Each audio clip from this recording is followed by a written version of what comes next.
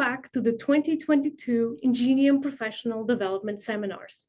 On behalf of Engineers Geosciences Manitoba, my name is Tanya Martins, and I am a member of the Ingenium Task Group, and I'll be the moderator for this session.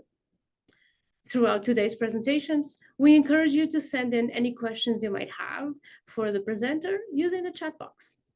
Please note this presentation is being recorded and it will be available throughout the Ingenium Hub starting tomorrow until January.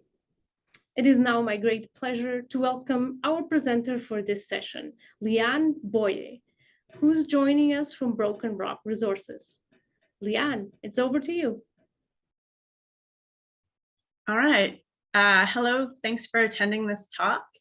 Today, I was going to share my experiences working from generating a target through to making a discovery, and doing so as an individual rather than, as part of a team in an exploration company. The core shown here in my cover slide was drilled last fall on the Wishbone target, which is a target that I generated, I staked, worked up and optioned, and then with my option partner, we then drilled and intersected a new VMS horizon. So I'm just going to take you through the process I went through, and this process will be kind of specific to Northwestern Ontario. However, you can apply the same principles to working in other areas. So I'll start with just a basic overview of my talk. We'll start with targeting, looking at area selection, what sort of available data sets you can find that are publicly available data sets, how to make them play nicely with each other. We'll talk a little bit about getting into the details of coordinate conversions and working with different file types. And I'll use the example of the Wishbone Massive Sulfide project, which was the project that I referred to. And also there's some more core here. You can see a nice big massive sulfide interval. Once you've generated your target, of course, you need to stake the ground and go through a permitting process. So we'll talk about how to determine the land status, get a prospecting license, work with MLAS, which is the system for staking ground and submitting permits in Ontario, and also talk a bit about stakeholder identification and engagement. After that, we'll talk about basically doing the work. So what sort of work is required after you stake a claim? So the types of work that might be easier to do early on when you have an exploration target, and how to fund that, how you report the work to get assessment credits on your ground and distribute those credits to keep your claims in good standing. And lastly, we'll talk about advancing the project to the next stage. So how I looked for a partner, and inevitably how I found a partner to kind of fund drilling on this project and progress it forward, and how I looked at structuring an agreement with that partner. So this is just a bit about who I am and what my background is. So as was mentioned, my name is Liane Boyer. I hold a Bachelor's of Science in Geological Engineering from Queen's University in Kingston, and a Master's in Science in Geology from the University of British Columbia. I've been working in the mining industry for more than 20 years, so in mining and exploration. And I've done everything from kind of early stage target generation, like what we'll be talking about today, through to resource estimation at operating mines. And so early stage exploration is my passion, but most of my bills get paid through resource estimation for bigger operations. I've worked on a wide range of commodities, gold, copper, diamonds, rare earth elements, you name it, and in a lot of different locations, both within Canada and internationally. So currently, I'm the president and chief geoscientist at Broken Rock Resources, which is my company. I also work as a consulting geologist, and I teach geological modeling and resource estimation courses for Leapfrog, which is a software company. So my company is Broken Rock Resources Limited, and in Broken Rock, I hold properties in Northwestern Ontario. So the big star on the map here is the Abonga Belt. So I'm sure you guys are all familiar with Ontario, but just in case, you can see this little bay here, that's Thunder Bay. So I'm talking to you today from Thunder Bay down here, that's where I live. And my properties are located about 120 kilometers north of Thunder Bay. in the Abonga Lake Greenstone Belt. And originally I held 6 different exploration properties there, a number of VMS properties and a nickel copper PG property and a gold property. Last August, I optioned these to Panther Metals, and together with Panther Metals, we staked pretty much the rest of that greenstone belt. So I'll talk a bit about that project. Additionally, I hold other properties in Northwestern Ontario, so kimberlite exploration properties, some gold exploration properties, and lithium. These are all early stage greenfields projects. So we'll get into choosing an area. So, you know, there are a lot of factors that go into choosing an area, but I have to say some of the practical considerations of exploring as an individual overrode some of these other, you know, metal endowment and prospectivity. Those are super important. But when I was getting started in prospecting, I had some very practical considerations, being that, you know, I was funding this exploration out of my own pocket. So I couldn't really afford to fly out to BC if I thought there was prospective land and do a big exploration project out there. So I started basically in my own backyard. I live in Thunder Bay, and there's a lot of prospective ground right in this region. So that was a big factor for where I started exploring. Luckily, this area has really great metal endowment and prospectivity. So one of the things I love about this map is all the different well-known mines and projects that you can see on this one map. So here I am in Thunder Bay. We can see the Red Lake Gold District up here, Musselwhite Gold Mine, the Hemlo Gold Mine, you know, the Pickle Lake Gold District, Hammond Reef. It's kind of amazing to see so many well-known projects on the one map. So every yellow dot on this map is either a historic gold mine or a gold project. In red, these dots are historic VMS mines. So there's a historic Winston Lake VMS and the Matabi VMS. And my VMS projects are right here, just due east of Matabi.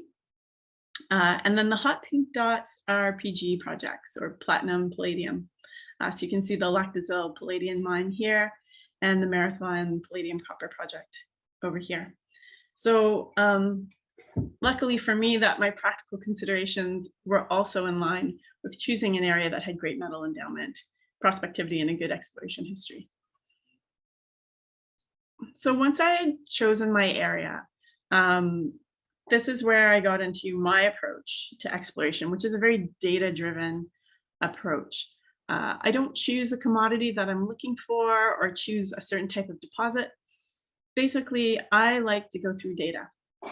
And so the government of Ontario has a wealth of publicly available data available. So I was able to access regional geophysical surveys, local geophysics that were hosted in assessment reports, topography data, geologic maps, project level maps, assessment report data, drill hole data, regional lake sediment data, rock sampling data, mineral occurrence data, and more. So all of this is publicly available data, which has been really well managed and stored by the Ontario Geological Survey, or the MNDM. And but it takes a fair amount of work, even though this is all publicly available and has been well organized and well stored and pretty easy to access. It does take a lot of work to make these data sets play well together. And there's a number of reasons for that I'll get into. I'll just start with the fact that basically, you know, every time you download one of these different data sets, it could be in a different coordinate system or a projection. And you know, if you're looking at doing this sort of work and you're not familiar with coordinate systems, that's something you're going to want to figure out right away. I've seen targets that have been missed because somebody, you know, thought that the target was in NAD 83 and it was actually in NAD 27, and they drilled in the wrong spot. And these are the sort of details that are important when you're trying to target bodies that, you know, sometimes with narrow vein gold, your targets are, you know, just a few meters. You know, VMS deposits are going to be bigger. They'll be, you know, maybe 100 meters. But still, when you're trying to do work that's very, very accurate, paying attention to the details of the data that you're working with is very important. So we'll go into this a little bit more, but basically, in order to do this sort of work, you have to have good attention to detail, and you have to know how to work with different file types and convert files. So there's a lot of kind of data science that goes into the targeting process. So I just wanted to show how you can access some of this data. So I provided a few links here. I'm just going to click on this top one here to show you the Government of Ontario Geology Ontario. So if we click in here, you can see it takes us to what's called OGS Earth. And just so that you can see here, I'll just, it's on my other screen, so I might look over to the side here for a bit, but you can see there's abandoned mines data. And you can download this data as KMLs and work with it in Google Earth, or download it as GIS data and work with it in your GIS application of choice. But all of these different data sets have information that you can use in your targeting process. So knowing where the abandoned mines are, super important. This is aggregate resources. The bedrock geology, obviously being able to have the geology on hand when you're looking at a target, very important. So elevation data, this is geochronology. You can see the list here as we go down, and it's amazing that this is all, publicly available and quite a great resource.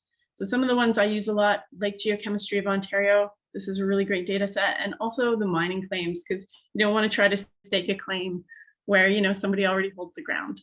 You can spend a lot of time working up your target, but if it's already been staked, then you're going to waste your time.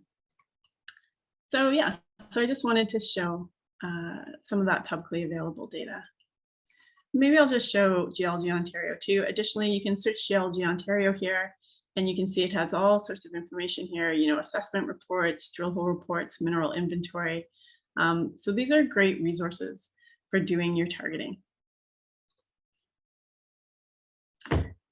So this next bit is, again, it's been critically important to my process, and that's having access to good software. So once I got all that data, in order to do those coordinate conversions and to take things from NAD 83 to NAD 27 and to bring in all your points and make them work together, you need to be able to use software. So I use QGIS. It's free open source software for all my GIS applications. And it's pretty great software. There's other softwares out there like ArcGIS and MapInfo. I'm sure they're great also, but QGIS is what I use. And then obviously I work for Leapfrog, and Leapfrog is great for geologic modeling. I'll show you a little bit of the modeling I did before we drilled to make sure that I minimized the risk once we were drilling, and also Geosoft for looking at geophysical data. So having the skills to work with data and to, when you want to build a robust target, you need to be able to use software in order to really build up that target. So my advice is, this is the sort of work you want to do, is take the time to learn good GIS software. Understand coordinate systems, which I mentioned, and that there's no substitution for solid technical skills. So I'm just going to pull up here some software I have. I'll just pull up QGIS here in real time. One of the nice things about doing an online presentation is you can actually pull up your software. So this is QGIS, and you can see this little lake here. This is Wishbone Lake. So the holes we drilled into the VMS system are right over here. So you can see the existing trails going over here. There was no trails into this area. Access is a bit difficult, but we got in there. But I brought in the geochemical data, and you can see, if I zoom out a bit here, so this is copper data. You can see those red dots all sitting in this region, and orange dots, and all the rest of the dots around are blue and green. So right away I could see there was a nice copper anomaly just in this area. And then I brought in the geology data. I could see, okay, I've got mafic and felsic volcanics. The mafic volcanics are in green, the felsics are in yellow. So that's another good indicator for VMS. This is the EM data. I'll turn off the geology so you can see the EM is a little bit better. So what you can see here is in these bright colors, those are conductive areas. So what we drilled here was a conductor, and it turned out to be massive sulfide. We intersected over 20 meters of massive sulfide. But the idea being is, when you use GIS and you take these different data sets and you do the work to get them to work together, you can really build up a target that has multiple lines of evidence to support doing exploration in that area. I mean, there's also so many other layers you need to think about. I'll bring up a couple of others. So these are the provincial parks. Of course, you don't want to be building your target in a provincial park. That's going to be a difficult one to advance. These are the cell claims. So this is what's been staked here. So a lot of these claims are now held by myself, by Broken Rock Resources under option to Panther. But you know, you need to double check what the claims are in the area before you put too much work into an area. So I'll just return to my presentation here. But yeah, so I'll just show you an example. So this is the target that I built up. So this is the wishbone target. So I started by finding this little mag bullseye, and I was interested in it. I was actually thinking it looked like a kimberlite. So I started to work it up. So I brought in the mag data. So here it is. It was this beautiful little bullseye. And oh, I think I pressed play. Let's see. Oh, it's not playing for me. I'll try pressing play over here. There we go. Okay, so I brought in the mag data, and then I incorporated the EM data. So learning how to work with mag and EM data has been part of my targeting process, and learning which channels in the EM data are important to look at to tell kind of, you know, just kind of surface kind of lake anomalies from deeper massive sulfide anomalies. So there they are together. Then this black and white image was historic mapping that I georeferenced and brought in, and you can see there's tons of structural measurements in here and little outcrops. So I was able to get a lot of information there. Here you can even see there's a bedding measurement and a younging direction from pillows. So I incorporated all that information in to kind of make a preliminary model before I drilled. So this is my preliminary model before we drilled the hole. Here you can see there's historic holes that had short little intercepts of massive sulfide. So they had little sniffs, you know, 0.5 meter, a couple of feet of massive sulfide around, but this actual anomaly had never been drilled. So I worked this up in Leapfrog software. So starting with QGIS and then brought the data into Leapfrog. And part of the reason I did that was to answer questions like, could there be a volume of significant size here? Because the other question you want to ask yourself is, yeah, it's great that there's a copper showing there, that I've got these copper anomalies and I've got a geophysical anomaly, but is there actually room to have the size of deposit that would make this interesting to be a mine? Because if there isn't, then again, you could be wasting your time. So part of the reason I modeled it is to answer that question. So here I'm just kind of doing a spin around. I planned some drill holes. So this was prior to our drilling. This is my drill hole plan. And the other reason that I built this model was as a communication tool, to talk to potential, you know, investors and partners and explain to them, you know, what I thought was there. So that was the Wishbone project. And then what you're seeing as we zoom out, that's the entire greenstone belt, the Abonga greenstone belt. So as I modeled this, I also wanted to communicate that there was lots of potential for other deposits in here. I didn't finish modeling them all, but up here you can see this is the Upward Lake intrusion. And I also modeled in this nickel copper P.Geo conduit target that I had generated. So, you know, through modeling and reviewing this data, you can kind of prove up the projects that you want to work on, as well as identifying new targets to kind of make the area even more interesting. So yeah, so that's my targeting process. This is just a zoom out to actually show the location, because the other thing I wanted to emphasize in the targeting process is that, you know, this greenstone belt is actually sitting in a pretty interesting area. So, you know, I've got this VMS target here, and there were, you know, I think it was something like 4 operating VMS mines here in the 1980s and 90s. So it's a good region to be in for looking at VMS. You can see the Lactazil mine right there, and there's Thunder Bay down here.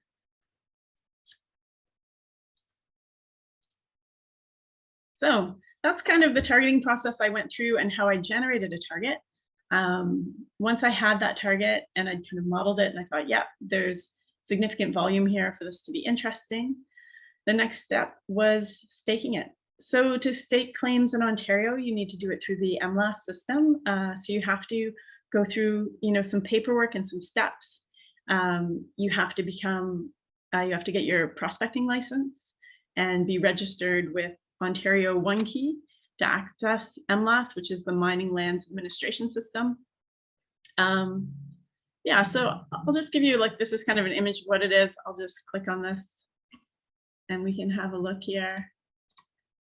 So I'll just sign right into MLAS here. So I sign in through one key, I go to Mining Lands Administration System. And when I first staked these claims, it was ground staking. So you actually had to, pay for a helicopter, which is expensive. We're talking a lot of money, thousands of dollars, and go out and physically put stakes in the ground. So when I first staked this property, it was physical staking. Now it's all online staking. So you get in here to the Mining Lands Administration System. I could go to claim acquisition, register a mining claim, and I'll just show you how easy it is here. It's almost like online shopping. You click the disclaimer and next. And then I usually just go to the little map. Sometimes I know exactly what I want to stake and I'll type it in. We'll just go through this quickly so that everyone can see that, staking a claim is not rocket science. So I'll zoom in. I'm going to zoom in to my area here and just show you as an example. So there's a lot of the claims I have. If I wanted to add on to my claims area, I would just zoom in. I would select the cells that I want to stake and click on confirm. Okay. Oh, it didn't actually populate it. Let's try that one more time. Go in here. Sometimes it can be a little bit slow. You have to accept the disclaimer. Find where you're going. So I know I'm near Lake Nipigon. I'm zooming into Obonga Lake. This is my area.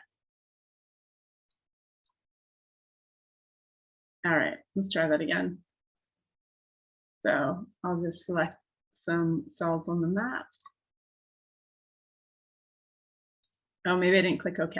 So there, okay, I didn't click OK last time. So it's selected the 3 cells and I click on confirm. And then if I actually wanted to stake them, I could go ahead and do that. I can click this I'm not a robot button. They don't let robots stake claims. It's good for us. And yeah, so then I'd indicate, who I want the owner to be. I'd do it for my company and the percentage, and I'd click through the next, I pay for them, and it's $50 a cell to stake these claims. So that's staking a claim. So you do have to have a prospecting license, and you do have to complete the Mining Act Awareness Program. Again, it's pretty straightforward. It's an online program that teaches you about what your obligations are under the Mining Act in Ontario.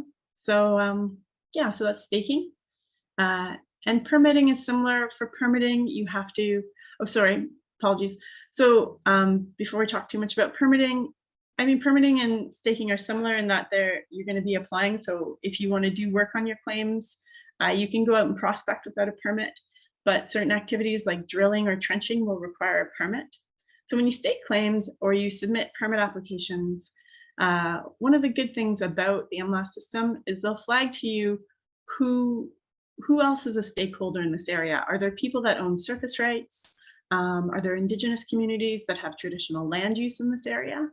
And that's a really important thing to know. So now that you know how to stake a claim, it's important to identify the other stakeholders and interact with them. So you need to know who the surface rights holders and any First Nations communities that are nearby that could be impacted by the work you do. And from my experience, the communities I've been working with are Gull Bay and White Sand, and they've been really great to work with. I made sure to start sharing information and building relationships as soon as possible. And I think that's the way to go. Is you don't want to do too much work before finding out if people have issues with you doing work there. So, as soon as it's reasonable, as soon as you've kind of staked claims, it's good to reach out to the communities and say, hey, I was thinking about working in this area. Do you guys have any issues with this? Do you have any concerns? What are your thoughts? The other thing that I would say, it's good to share information and start those relationships, but also don't rush. To realize that although you might be really anxious to, move your project forward, other parties have their own commitments. They're busy with their own lives, their own projects they're looking to advance, their own issues, and they're not tied to your schedule. So I've seen some companies really try to push things through and maybe not give other stakeholders the proper time to respond to things or to really engage. So that's why engaging early and also not having short timelines to really give people the respect they deserve and giving them time to respond to things. This is a picture from a field visit from a few days ago, where we're up with one of the representatives from Gull Bay just doing a project site visit on the Wishbone project. The other thing to understand is that these relationships are ongoing. It's not like you consult one time and you're like, okay, good to go. It's, you know, ideas can change, new concerns can come up. So making sure that it's an ongoing relationship. It's not just a, hey, we talked one time. Also looking for opportunities to collaborate. So sometimes something that you want might also be something that a community wants. So, you know, I was looking at putting a trail in one location and then talking to the community, they were also interested in putting a trail in just in a slightly different location. So what we found is that by discussing, we could find a trail that actually would work for both of us and be mutually beneficial, which is really the dream. Yeah. And understanding the history in your area. Sometimes, you know, I've heard some groups, people say, oh, you know, this group isn't good to deal with. But understanding that, you know, there could be previous operators, not impossible, in the mining industry that maybe didn't approach things in the best way and may have, you know, left kind of a bad impression with, you know, some of the stakeholders. And so knowing that and recognizing that there are some challenges you might have to overcome because of legacy from other operators, and just approaching that with, you know, openness and just care, and recognizing that there could be, you know, some previous operators that didn't leave the best legacy, and sometimes there's ones that have left a good one. So yeah, so once you've staked your claim and you've engaged your stakeholders and you kind of have, you know, a good idea that, okay, it's okay for me to go ahead and do the work. Now it's time to do the work. And I put this slide in. It's a photo of me with my 2 kids out on one of my claims. We're using kind of a traditional Russian diamond pan to pan through the sand there. We're finding a ton of garnets. That was on one of my kimberlite properties. And I put this here to say, you know, sometimes it's not easy to do the work. I'll talk a bit about how I funded my early exploration. And, you know, I didn't have ideal conditions. You know, sometimes this was a picture from Mother's Day where I said to my family, okay, it's Mother's Day. What I want to do is go out to my claims. And, you know, although I love my kids, they're not necessarily, you know, the #1 field assistants. I'm not going to get as much work done as I would if I was taking other adults, other geologists out with me. But, you know, if this is something you really want to do, you can find a way. And that's definitely, you know, what I did, even if it wasn't always perfect or always convenient or always the most efficient way to get it done. So a few kind of types of work that are easier to do at an early stage when maybe you don't have the big dollars. So prospecting, just getting out there, identifying rocks, taking samples, you know, covering the ground, looking for minerals and occurrences. Soil sampling, taking soil samples where you can't see the rocks. Drone mag can be a reasonably economical method to use. Prices are definitely coming down, much less expensive than, you know, doing a fixed wing survey. I've done some walking mag surveys where you rent a walking mag setup. You have to learn how to use it, but once you learn how to use it, walking mag is just, you know, a lot of your own effort. Or a beat map survey. So those are a few examples of kind of work you can do at an early stage that isn't going to break the bank. Of course, when we're talking about this work, we have to remember it's not just the geology. So you want to be looking at access and infrastructure, putting in trails, and also the environmental implication. So one thing I did early on with my projects is I engaged with a local consulting company, Northwinds Environmental Services, to make sure that I had that side of things covered off.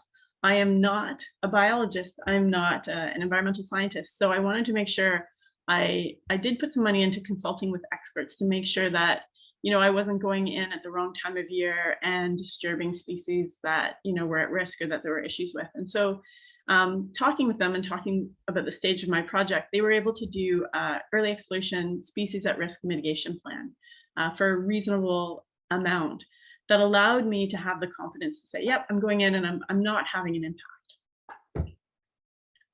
So yeah. So the big question is, so how do you fund this work if you're just on your own? So I'm not recommending this funding model to anyone. I don't think it's a particularly good way to fund work, but this is how I did it, mainly with my day job. So my day job, as I said, is I consulted. So I teach and I consulted for a lot of large companies and then funneled that money into my exploration efforts. So yeah, it definitely, there's probably better ways to do it, but this is one. And so exploration was very much a sideline for me. Now it's becoming a bigger part of my day-to-day, but I still consult. I've also done labor trades with other prospectors where, you know, I help them out on their projects and they help me out on mine. Worked in partnership with some companies, again, where I said, you know, this is my skill set, I can help you do this. And they helped me do some aspects of exploration of my properties, and government grants. So there are government grants available for early exploration, both to prospectors and companies. Disappointingly for me, the grants available to corporations were better than the grants I found for individuals. So the grants I was looking at for individuals, you have to give up a net smelter royalty, which is a royalty on your property. And if you really believe in your targets, you don't really want to give up an NSR. Whereas the grants available to corporations didn't require giving up an NSR. So I actually went through the process of incorporating my company, Broken Rock Resources, in order to access better government grants than what was available to me as an individual. And incorporating a company is a whole other ball of wax, and you know, took some acquiring some new skills. So yeah. So once you've done the work and paid for it, you can then report the work. So in order to keep your claims in good standing, there's minimum conditions of work that you have to do each year. So it's about $200, is it 200 or 400? I can't remember exactly, per claim per year of work that you have to do in order to keep the claims in good standing. So not only do you have to do the work, then you have to write up an assessment report here. So here's an assessment report I did in 2019 on some of my claims, detailing everything from access to location to the work that was done, including, you know, receipts to say, yeah, this is how much it costs and this is how much time I spent on it. And then you go back to that one key that I showed you earlier, and you submit that. And then it'll be reviewed by the government and they'll give you credit that you can apply to your claims to keep them in good standing. So up until last summer, that was the majority of my work, was just working on my claims, keeping them in good standing. But eventually your claims get to a point where, you know, unless you have much deeper pockets than me, you're going to need a partner in order to advance the project. So I felt that my project, especially the Wishbone project, had advanced to a point that it really was a drill target. It needed to be drilled. So I needed to find a partner. So in order to advance my project, I did a ton of networking, went to lots of conferences, PDAC. This is an image of me presenting at a Sequent user conference. So mainly geologists, not investors, but still just getting the word out. Anytime I had an opportunity to pitch my project, to talk about my project, I got out there and did it. I did cold calls to companies I thought might be interested. I approached investors, and it was a ton of work, and something that as a geologist, I really wasn't prepared for. And it was often incredibly discouraging. I also had to, you know, come up with legal documents, you know, put together confidentiality agreements. I've signed confidentiality agreements with so many companies. And just keep pitching it. Every time a company said, hey, yeah, we're interested, I had to pitch it to them. And there was a lot of people that just kind of wanted to kick the wheels and, you know, see what the project was. So we'd sign a CA, I'd pitch it to them. And, you know, they'd say, okay, great, not for us. So yeah, so this definitely was a new skill I had to acquire as a geologist. But in the end, I ended up connecting with a company through a connection. It was actually a woman I know who owns a drilling company, put me in contact with a company that was looking for projects in my region. And at that point, I almost didn't pitch them because I pitched so many companies and I needed a break. But I was like, all right, let's go through this again. And so I think I I pitched them on a Friday. They were interested. They got back to me right away, and we made a deal slightly after. So how did we make the deal?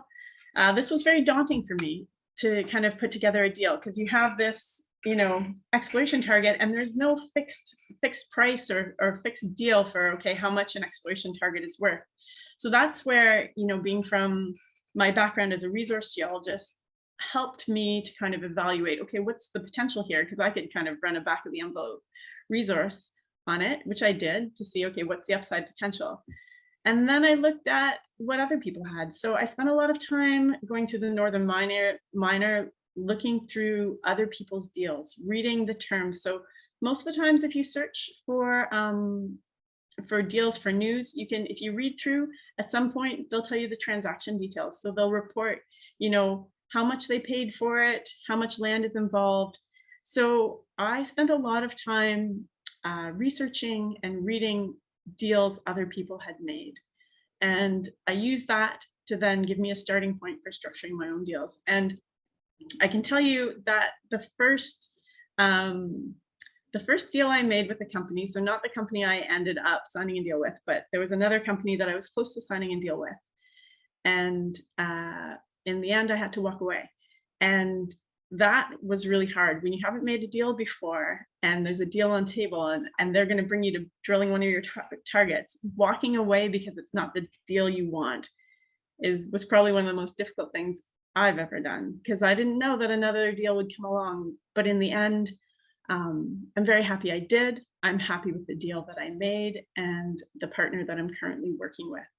So yeah, if you find yourself, structuring a deal, my advice would be read through everybody else's deals, see what other people are asking for. And as hard as it is, don't be afraid to walk away if you're not going to get the deal you want. So we made this deal back in last August and drilled last September. And we intersected massive sulfide within a meter of where my model predicted it would be. So that was an incredible success, and we made this discovery of this new massive sulfide horizon. However, no grade there. And so although I call this a discovery, by some people's standards, this is not a discovery. It's just a big massive sulfide horizon. But I was incredibly pumped because, if you walk around on the outcrop there, you don't see any massive sulfide. It was entirely hidden. I had a hypothesis that, yeah, there's a VMS system there. We drilled it and there is a VMS system. So we didn't hit the grade on the first hole, but these systems are zoned. So we've hit, a stunning intersection of an iron-rich zone of the massive sulfide. So lots of massive pyrrhotite. And hopefully with further drill holes, we'll vector into a more copper zinc-rich section that will, hopefully correlate with all those nice copper anomalies we saw in all the lakes. And just to put this in perspective, so one of the reasons I'm celebrating this as a discovery, but be assured that it was a rocky ride to getting to this place where I'm like, yeah, this is good, because you get really excited when you see the massive sulfide, but it can also be very heartbreaking when you realize that, the copper and the zinc aren't there. So it was definitely a very emotional experience. But I wanted to just click into this visual capitalist here. I like this visual capitalist puts together some nice graphics. So I just thought I'd click in here. And I like this graphic here where it says the odds of a greenfield mineral target ever becoming a profitable mine. So this says 1 in 1,000 with a source of Rio Tinto. I don't even know if it is 1 in 1,000. But that tells you that, hitting on the first hole is probably not going to happen. And even hitting within a few holes, I've seen projects that have gone through multiple owners before they finally get the zone and work it up. So I have to celebrate this as a win because technically it is a great success. So we're not at the point where, yeah, we're going to be a profitable mine yet, but definitely some good encouraging indicators. And although these are hard odds, 1 in 1,000, they're still a lot better than the odds of so many other things. Like it's way better than winning the lottery. So yeah, I just wanted to pop that up there. So this is just a little image. You guys saw my original model that I put together, and then I created a new model after we drilled. So here's basically you can see the massive sulfide and drill hole here. So I built this in Leapfrog. Again, I teach Leapfrog, so easy for me to put together these models. So you can see that's the massive sulfide. So you can see it shows up nicely. I think that's sulfur that I'm showing there. So my original model has been refined. So we didn't just drill one massive sulfide lens, we drilled several. We indicated at the bottom of this one, we intersected a major fault. With just one drill hole, we don't have a lot of control on where that fault is. But again, I modeled it in with a hypothesis, something that we can test with future drill holes. So this is the process I went through. You know, I had my original hypothesis, tested it. It was very close, and then now refining that. So that was the Wishbone project that we tested last fall. We're going to put some more holes into it, hopefully this fall. I know Panther is planning drill programs right now. So additionally, there's a whole bunch of other targets that we're going to test on this greenstone belt.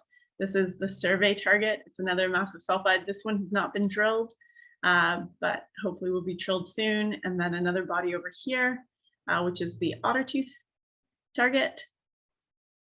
And then lastly, we'll quickly zoom over. So this is Ottertooth, another VMS. We'll zoom over and look at the awkward nickel copper P.Geo conduit target.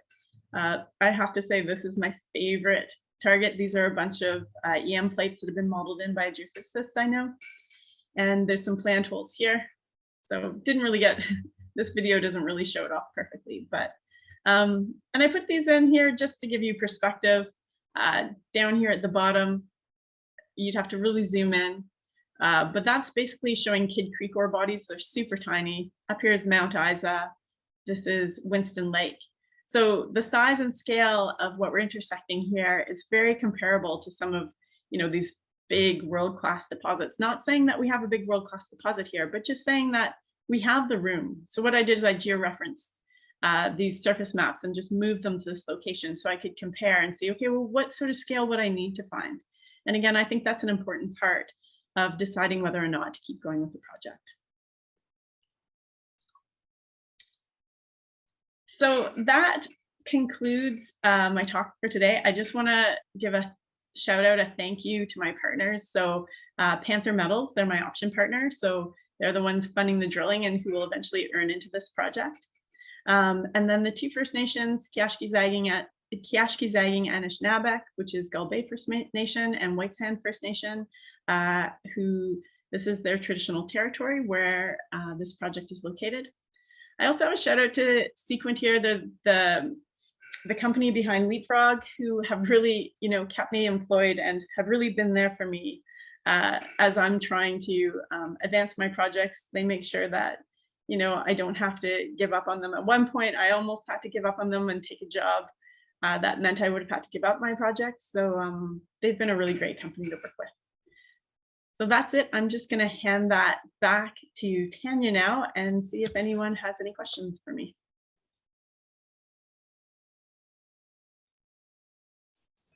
Thank you very much, Liane. Really appreciate you showing us your passion for exploration. It's quite clear the way you talk about your projects and your in-depth description of all of the steps involved in these kinds of projects and work, which are many, many skills. I would like to invite anybody that has questions they would like to ask Liane to type them in the chat, and I will verbalize them for you. I would like to ask you a question. Oh, I lost you for a minute from my screen. So let me say, yeah, Eric is saying great talk. Thanks, Liane. So what strikes me the most is that your example really shows the power of data and integrating all the data into a model. And your background is the volcanogenic massive sulfide systems, you said, but you don't think about necessarily the commodity, right? You just use data. Yeah, so so basically, I mean, I have a bit of a background in VMS in that, you know, I did my undergrad thesis on the Kidd Creek VMS when I was doing my undergrad, which was quite a few years ago, more than 20 years ago. But I did my master's on kimberlites And I've worked in so many different models and commodities that what I really like to do is just start with data. So that target in particular, I was just looking at geophysics, and to be honest, I was kind of playing with the data. So it's like, I'll bring up a geophysical survey and I'll use different methods to display and filter it. And it's really just an exercise. I worked with a geophysicist early in my career who said, all I do is look for anomalies. I just look for, one of these things is not like the others. And so that's a lot of what I do is I'll be like, okay, well, what's that? And then you pull up the geology and the claims, and half the time, I have this joke where I'm like, I've discovered a lot of mines from looking at geophysics. I mean, they'd already been discovered by other people, but then I rediscovered them. So sometimes I'll use geophysics first. Sometimes I'll pull up geochemistry. One of my other targets that I don't talk about in this talk is I'm looking at the geochemistry, and I'm like, there's 5 high-grade silver anomalies in this one lake.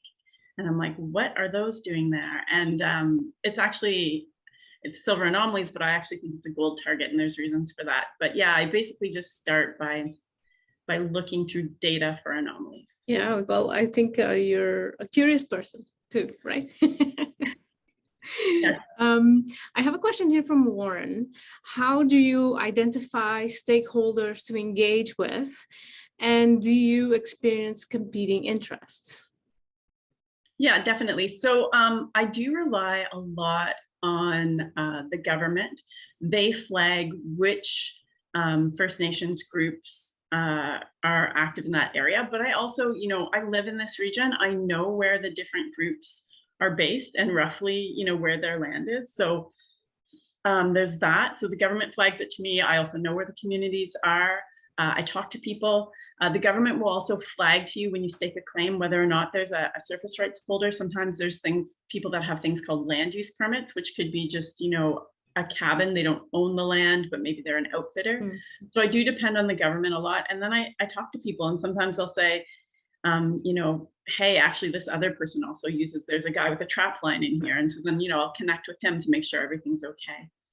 As far as competing interests, yeah, that definitely does occur. So sometimes there's been groups that are like, this is, you need to consult with us and not these other guys. And these other guys are like, no, you need to consult with us. And they don't have agreement. And so how I approach that is just with absolute honesty and transparency. Is I'll say, I recognize that you think you're the only one with an interest here, but this other group has also said that they have an interest, and I am certainly not the one who's going to decide that, because this is not my traditional territory. So I'm going to respect everybody who shows up at the table and just be honest about the fact that I'm not the one who's going to make that decision. So I think people respect that when they're like, yeah, right, it's true, you're not the one who should decide who has an interest here. Well, that's definitely very thoughtful. And I'm just going to follow up with another comment here that says your stakeholder engagement process is very thoughtful. What is the typical length of time you have to wait for external partners to commit? I don't know about external partners committing, like, I guess the word commit, to participate, it's really variable. And so if we're talking First Nations engagement, it depends a lot on what's going on in the community. So there are times that, I'll send out an email and I don't get a response right away. And when I first started this process, I'd be like, oh, I wonder why they're not getting back to me. But, when you start to look at what's involved in running a community and how many different concerns they have from, housing and, it's basically like running any community. It'd be like emailing a mayor and saying like, hey, get back to me. It's like, recognize you're not top of the list. There's more important things on their plate. And so there's times where there's been long timelines. But I find as the relationship develops and they realize that, as we build that relationship, I think they make a genuine effort to get back to me.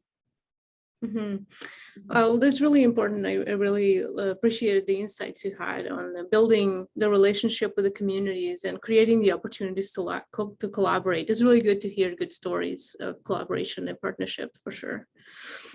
We had a question here from Martin. It's also timeline. What is a typical timeline from finding a site to finding a partner to drilling samples? What was the quickest and the longest? And very good presentation, by the way. There's many different timelines, but yeah.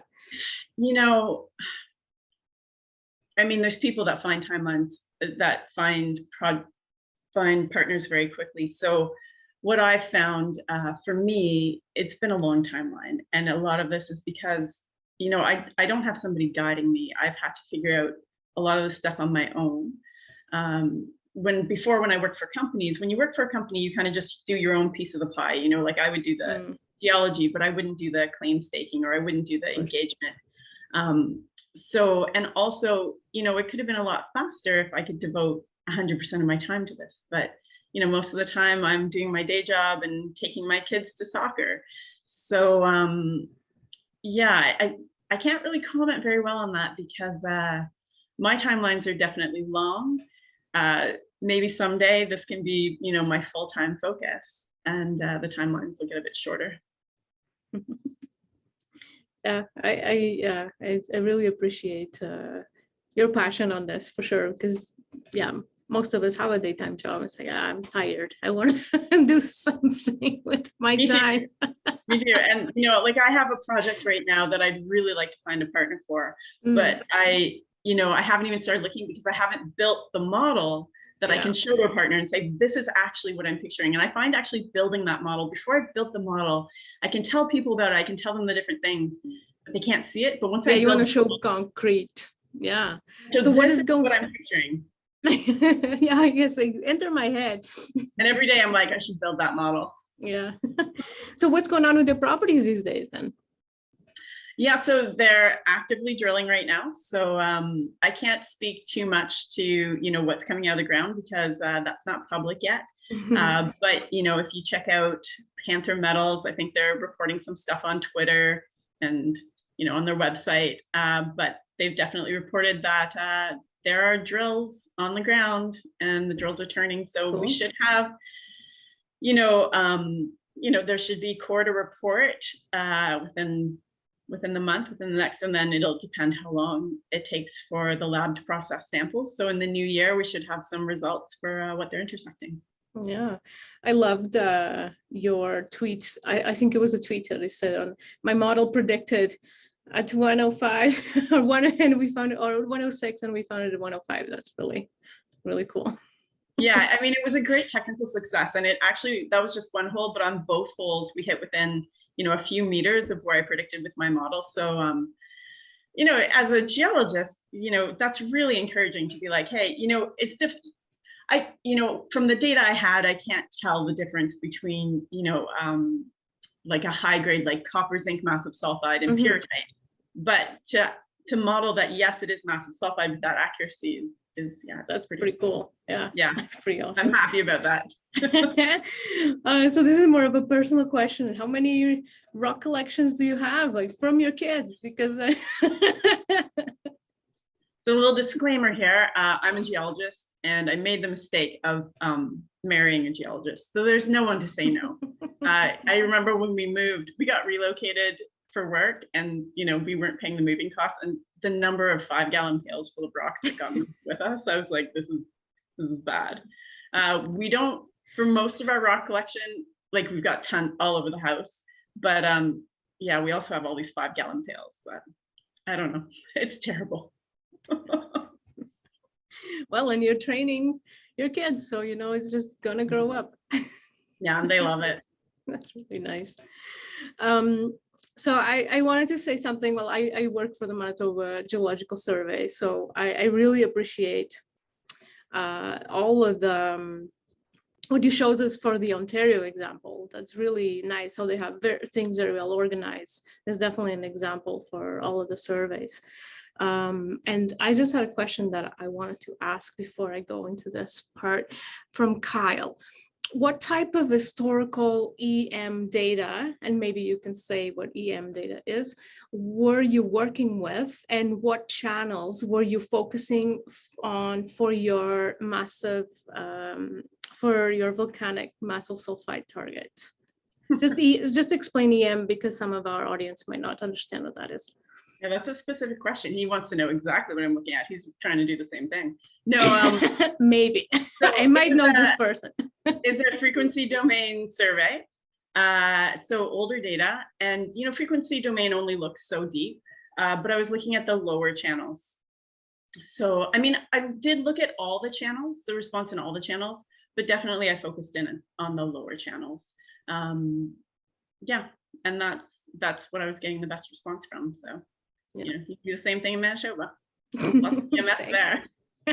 Yes, no doubt. Yeah, so Kyle says perfect. That's exactly. Yeah, he's my colleague. Be staking claims tonight. He's going to be looking at the low channels in the EM data. He might. He might be in touch with you pretty soon too. I don't know. So I was saying, yeah. Thank you so much for showing the Ontario example. I find that their website is very well organized. They definitely have a lot of good information online. I also would like to put the plug here for Manitoba. We do have similar resources. We might not call them the same names, but we do have similar resources. So I think that in general, just wanted to say that this really shows the power of publicly available geoscience data. And this is one of the reasons that makes Canada so competitive and why there's so much exploration. One of the reasons there's so much exploration in Canada, and it's such a great place to explore, just as a reflection. That's kind of what I wanted to say. And yeah, I'm sure you agree with that because that's what you do. Well, it's true. And I mean, I have so much, I don't know, thankfulness and respect for, what the people working at the government are doing and the care they take. And I remember when I gave a talk in Vancouver on my claims, a woman came up to me afterwards and she said, I had the job of scanning those reports in. And she said, I didn't know anyone would ever look at them. And I was just so thankful that she did. And there's so many jobs that, feel like they're pointless or they're hard jobs to do. And yet I honestly think, there's so much talk about the CEOs and the finance and all that. But in my opinion, it's that day-to-day science. It's the people that take the time to scan every page, that enter the data correctly, that get the details. That's what really makes discoveries. Raising funds, yeah, you need funds, but if the science isn't right, you're not going to find stuff. And I'm not going to say it's a thankless job, but I think it's a job that deserves more thanks. And I know that, I work closely with the people at the Geologic Survey in Ontario, and they're just fantastic people who actually really care a lot about the data and are just really good quality geoscientists. So yeah, thank you to you for doing your job. Thank you very much for saying that. It's definitely yeah, I agree with what you said, and it's definitely underrated, some of the work. And it's so mind-numbing sometimes. Like people are just like, oh my god, another report. But it is so important, and it is so important to maintain any costs, so much time and effort to have all of that information up to date. Yeah. So I don't see any more questions here. I really appreciate your time to join us today. I appreciate your passion. I really liked to hear your story. Just wanted to give you the floor again if you have anything else you want to say before we wrap up. No, well, thanks to everybody who came out. And if you're ever looking to get a hold of me, you can find me on LinkedIn or send me an email. But yeah, thanks, Tanya. Okay. Thank you for watching. Visit the Ingenium On Demand library for more exclusive content.